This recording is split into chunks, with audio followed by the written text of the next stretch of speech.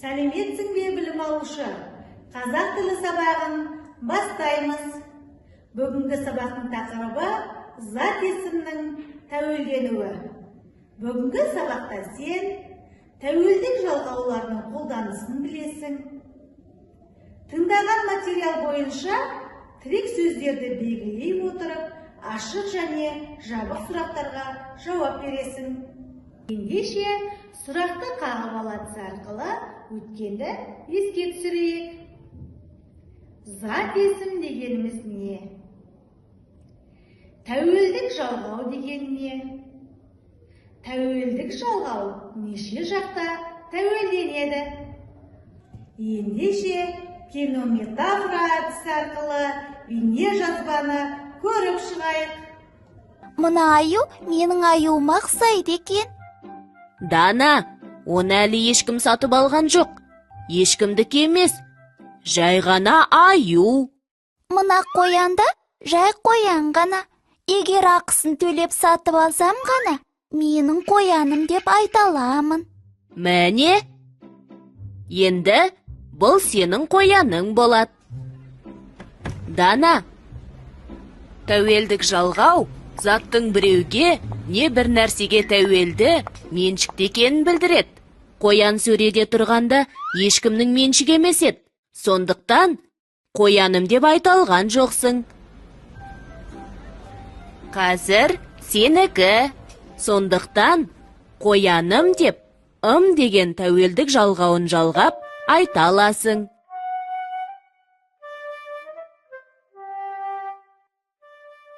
Мынау сенің қоянды сатып алғаныңды растайтын түбіртегің. Зат есім үш жақта тәуелденеді. Мысалы, бірінші жақ менің қояным, екінші жақ сенің қояның, сіздің қояныңыз, үшінші жақ оның қояны. Мен ойыншық деген сөзді көпше түрде тәуелдейінші. Біздің ойыншықтарымыз, сендердің ойыншықтарың, сіздердің ойыншықтарыңыз, олардың ойыншықтары. Жарайсың.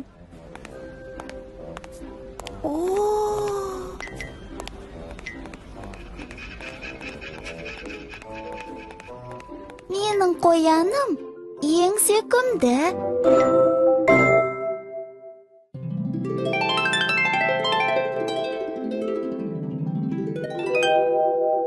Қайталайық. Зат есімнің тәуелденуі.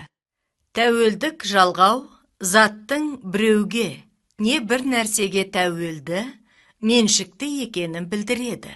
Жарайсың балақай, бейне жазбаны көрдің деген ойдамын. Оқылым тапсырмасына кезек берейік. Дәптермен жұмыс. Күн ретін дәптерге жазамыз. Ата өнері балаға мұра сөйлемін көркем жазып шығамыз. Өзіңді тексер. Тапсырманы дұрыс орындадың деген ойдамын. Балақай, ендеше бой серкітіп алайық. Көрсетілім әдісі арқылы адырна аспабы туралы бейне жазбаны көріп шық. Адырна – қазақтың көп шекті шертпелі аспабы. Аңыз деректеріне сүйенсек, бұл аспап көне түріктер мен қыпшақтар арасында кең таралған танымал аспап. Аспаптың көне үлгісі әуелде садақ тәріздес болған. Кейін бұғы, марал, киік, бөкен тәріздес аңдарға ұқсастырылып жасаған. Аспапшы қуыс, алдыңғы беті қатты термен қапталады. Шанақ пен мүйіз ағаштан жасалады. Мүйізге құлақтар бекітіліп, ішектер тартылады. Ішектер шуда жіптен, не болмаса тарамыстан тағылады. Ішектердің жалпы саны 7-ден 17-ге дейін болады.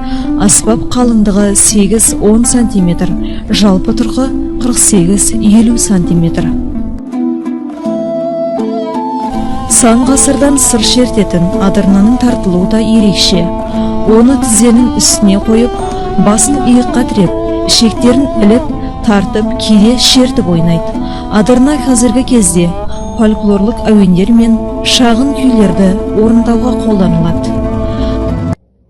Бейне жазбадағы кездескен адырна сөзін жекеше және көпше түрде үш жақта тәуелдеп айт. Екінші тапсырма. Берілген сөздерді тәуелдену ерекшелігіне қарай топтап жаз. Мына дескрипторды басшылыққа ал. Сөздерді тәуелдену ерекшелігіне қарай бірінші, екінші, үшінші жақта топтап жаз. Өзіңді тексер.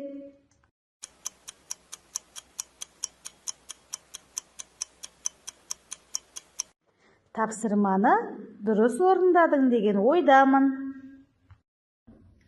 Үшінші тапсырма. Семантикалық картамен жұмыс. Тәуелдеулі сөздердің дұрыс нұсқасын белгіле. Мына дескрипторды басшылыққа ал. Тәуелдеулі сөздердің дұрыс нұсқасын белгілейсің. Өзіңді тексер. Тапсырманы дұрыс орындай алдың деген ойдамын. Сонымен бүгінгі сабақта сен тәуелдік жалғаулардың қолданысын білдің. Тыңдаған материал бойынша тірек сөздерді белгілеу арқылы ашық және жабық сұрақтарға жауап бердің. Балақай, осымен қазақ тілі сабағын аяқтаймыз. Оқу тапсырмасы 59-шы жаттығу. Ендеше бүгінгі сабақтан алған білімімізді шығу билетіне жазайық.